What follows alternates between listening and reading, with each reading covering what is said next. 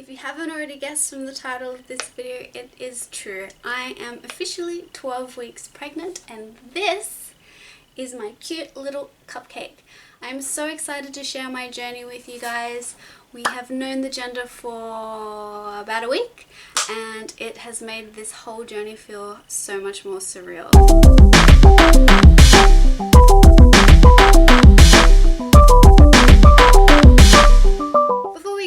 I do want to preface that today is probably going to be a bit of a chatty sort of recount, I guess, of my journey so far. I do have quite a few topics that I want to cover in today's video. They stem from my infertility journey, PCOS, getting pregnant, and a few of little events that have happened along the way in the last 12 weeks of my pregnancy. I understand that sometimes it's not really feasible to sit around and listen to like quite a chatty video, so what I plan to do is have a blog post, and I'll have that link down below so you guys can check that out as well if you are interested. It will just be a condensed version of today's video, plus I'll be answering a few questions that I think might be fun, and you might like to find out a little bit more about me and my pregnancy. So let's get to it. So my journey really starts with always having irregular periods, and I never really paid too much attention to it because I wasn't interested in it until my partner and I wanted to have children. And so for the last, be a bit longer now, so like say a year and a half before I fell pregnant, we decided to watch our cycle and see when I was ovulating to sort of best time and just have a general idea. And basically after a year and a half of timing it or calculating my cycle and watching it, I realized that my cycle was very different every month.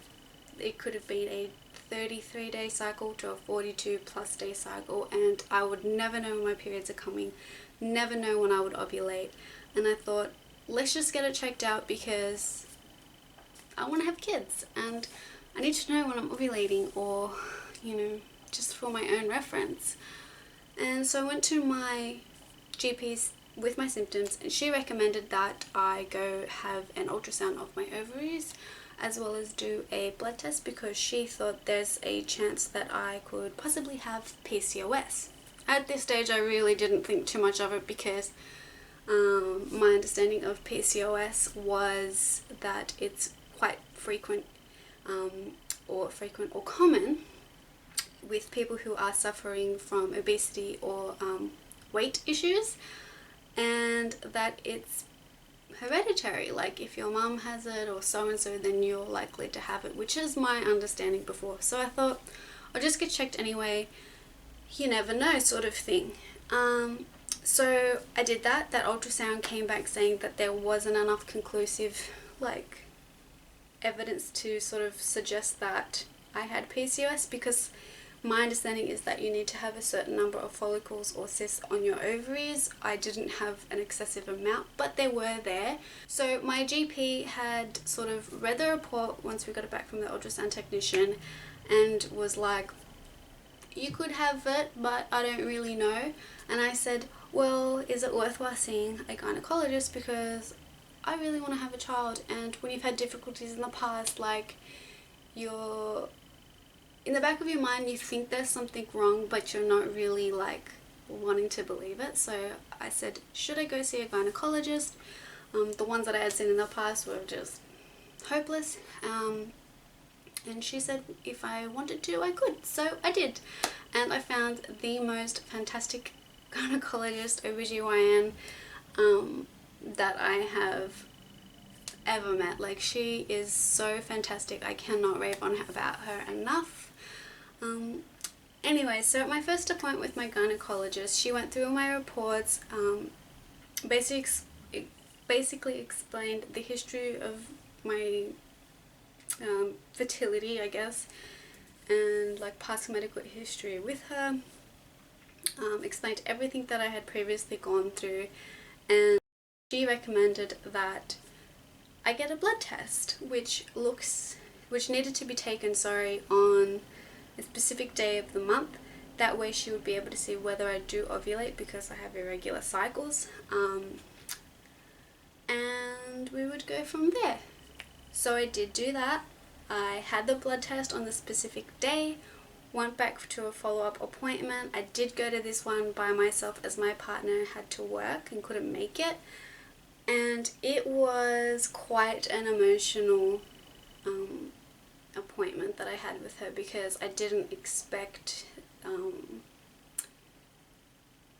the results that I got. So in this appointment, I was really holding back the tears and trying to have like this really strong front that nothing was fazing me, but really on the inside, like, I was dying. That might be a bit dramatic, but that's how it was. So anyway, so she gave me my results from the blood test, and basically it said that I did not ovulate that month. And she had said, given my past cycles that I had been watching, excuse me, a bit croaky, given the cycles that I had been watching for the year and a half, I did only have one cycle, which was a 29-day cycle, and she said that that was probably the only time that I had actually ovulated, because that cycle was very short.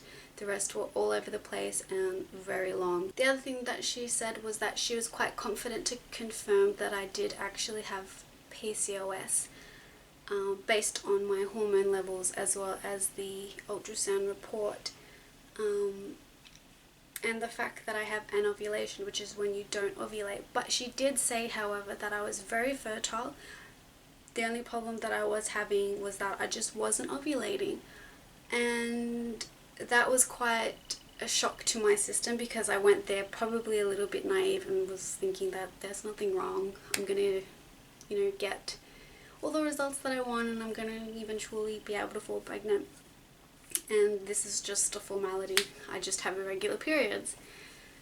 But yeah, that wasn't really the case. And I asked her, well, what do I do now? If I'm not ovulating, how can I ever fall pregnant again? Like, what do I do? Like, I had no idea. And she said that there was 3 options for me. First was to see an endocrinologist and go on medication to regulate my hormone levels, and that medication is metformin, and that's not without some sort of side effects from taking that medication. She did recommend that if I choose that option, which is the easiest of the 3, that she would say if it doesn't work after 6 months, then I would sort of be pushed onto this second stage. So the second stage that she recommended was going on Clomid. Again, not without its sort of side effects. Again, she said in 6 months, if that didn't work, then my last option would be to go down the IVF route. And I was honestly, like, I can't say it enough how shocked I was. Like, I was holding back the tears. I was on my own, and I don't know, it was just, I was really, really emotional. And I said to her, I would like to give myself every opportunity, and I'd like to start at the first stage and work my way through. Because I am young, I'm very healthy, I'm very fit, there's no point in not giving myself every chance. And I know IVF is very expensive and doesn't always work on your first go. So why not take that option? Like, why not start with that first option and work my way along? So that's what I decided to do. I decided to make an appointment, and I would speak to this endocrinologist about my hormones and going on metformin. However, after my gynecologist appointment, where I got that, got those results, like blanked out, I just remember thinking that I was missing something, that even if we tried now, like, there was, honest to God, no point, because it wasn't working. Like, nothing would happen. And I really, like, just got really depressed about it, because I don't know how to explain it. It just was a really strange feeling, and yeah, I don't know, it was just weird, and I was really upset, and I just wish I could sort of convey my feeling, that emptiness, that, you know, you want something so bad and then you can't, even if you tried, and you just can't really wrap your head around it. And even now when I think back to the way that I felt, it was just a really dark place. And after a few days, I decided I can't let myself get down. I really do believe in having a positive attitude and going after what you want, because why not? Like, life is too short and you have to make things happen. And the only way you can do that is with a really positive outlook on things, even though that's hard to do all the time. It really does help. And I decided that I'm going to go to this endocrinologist and I'm going to get myself metformin if that is what's suitable to me. And I'm going to give this thing my best shot. So I did that. I went to the endocrinologist, I spoke to her, decided to go on metformin, and I had some serious side effects. So with metformin, it does regulate your insulin levels a little bit. So with my hormone levels being the whole insulin thing with PCOS, I was on that sort of, what do you call it, that curve of not being diabetic and not being pre-diabetic, but having high insulin levels, which really do affect your ovulation and among other things. And so that's what metformin was going to do. It was going to regulate my insulin levels, because they do actually give it to diabetics, and those side effects that I experienced were intense at times. So the side effects are irritable bowel, which is intense. It's not pretty sometimes. The other thing that I did have was headaches and nausea as well. And the other thing, which was quite weird, was that as a personal trainer, like, I'm on my feet from 4:45 in the morning till like at least 3 in the afternoon, and doing activities with clients and even training myself. After I had finished, or when I was very active, I just had that feeling of being drunk and like very disorientated, and yeah, I just felt drunk like all the time when I was very active, which was a little bit scary because I felt, oh my god, I'm going to pass out or something, I'm going to drop a weight. It was probably not the best situation to be in. So with metformin, it was also recommended that I continue to consume a low GI diet because of insulin levels, as well as continue or increase my aerobic activity. So those 3 things I did, and now I'm here. So after a little while, it did eventually work for me, but it was a shock. It was a huge shock to find out I was actually pregnant, because I had gotten the mindset that I'm in this for the long haul. But regardless, it is fantastic news. Admittedly, when I first found out, it actually did take about a week for it to sink in that I was pregnant. But throughout that journey, I have been quite anxious, because having past issues and fertility issues, and you're just very conscious of that things can go wrong and that nothing is forever, and it's a tough situation to be in, because you're so happy but you're terrified at the same time, and you're kind of trying to keep your emotions in check. You don't really want to like show other people that you're really excited. So I actually haven't told a lot of people. Obviously, like, my mom, my dad and my brother know, as well as my partner's parents know, but we've decided not to tell extended family or friends that we're expecting until after our first trimester, just because I want to have a little bit of security, really. So we will be telling everyone else next week, I think, as well as the gender. So when we tell them, we'll also tell them that, hey, it's a little boy, it's a little girl, because we have known the gender for about a week now, which is very exciting. But we did have a little scare along the way. So at 5 weeks, I got a temperature and I started to have some bleeding. And when you've had issues in the past, that that first time you see some blood or yeah, like it is blood, you freak out, and that's exactly what I did. I freaked out because you just think, oh my gosh, this is the worst thing that could ever happen, because you already have so much love and you're already so excited, and for anything to go wrong is heartbreaking. So yeah, so that was my experience. It was a bit of a surprise, which I'm sure it always is, to have some bleeding. I decided I'm going to take some paracetamol, get rid of this temperature, and I'm going to go to bed, and I'm going to relax, and I'm going to try and de-stress, which was a massive joke because I couldn't. So the next morning I decided that I was going to go and see my GP because I was still bleeding. It hadn't eased up at all. And oh, I should also say, since day dot of my pregnancy, I have always felt like I'm getting my periods. I still do 12 weeks later. So, you know, menstrual cramps and things like that. My obstetrician says that that's quite normal. A lot of people do. So during this like scary bleeding stage, those cramps had really intensified to the point where I was hunched over.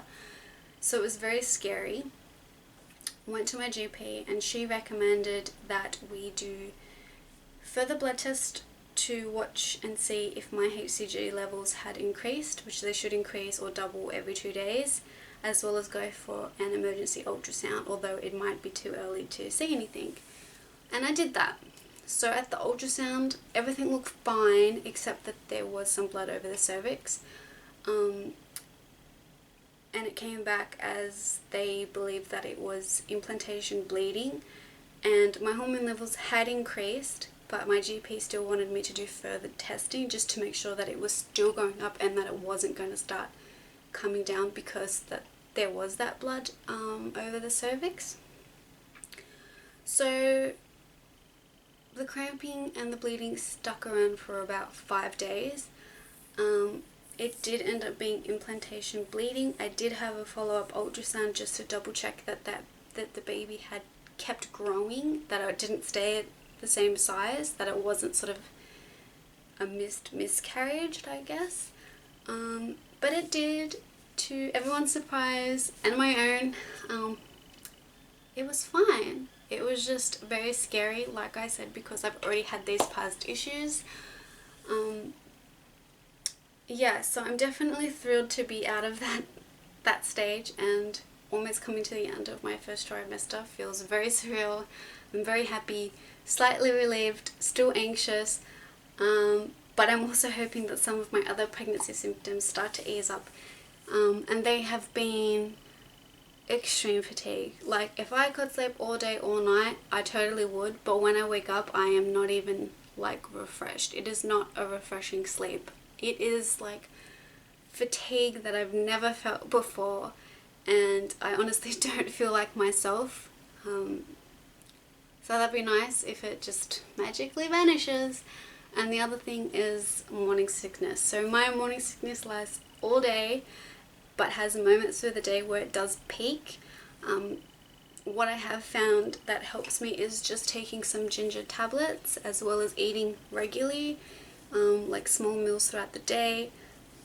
Even if I'm not feeling hungry, I will make sure that I do snack on, you know, whether it's fruit or something carby. So the other thing that I have been experiencing is some intense food aversions. I cannot go near any meat products or like poultry, or fish is sort of okay now, but it was a bit iffy, like at all. Like, I can't even think about it without wanting to hurl. So I guess that's good in a certain way. I don't know, I'm just telling myself that.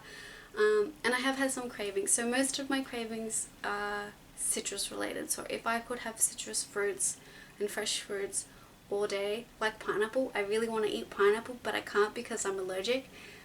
So that doesn't really, it's not a very helpful craving. So I have noticed that I have had a bump from pretty early on in my pregnancy, like I would say around week 3, because before I was very flat. There was no bumps there on my abdomen whatsoever. There was obviously like abs and abdomen and obliques, sorry, and it was very apparent from very early on that there's a little something in there. So like I have said as well, we have found out the gender, and that was done through a NIPT test, and I'm pretty sure that's called a non-invasive prenatal test. And what that does look at is chromosomal abnormalities. So what a lot of people do is just do an ultrasound at 12 weeks where they measure the fluid in the baby's neck to determine whether there is a high, moderate or low risk of that baby having Down syndrome or other chromosomal issues such as trisomy. However, the blood test, which they now can do at 10 weeks, is able to detect the baby's DNA in my bloodstream from that point in the pregnancy.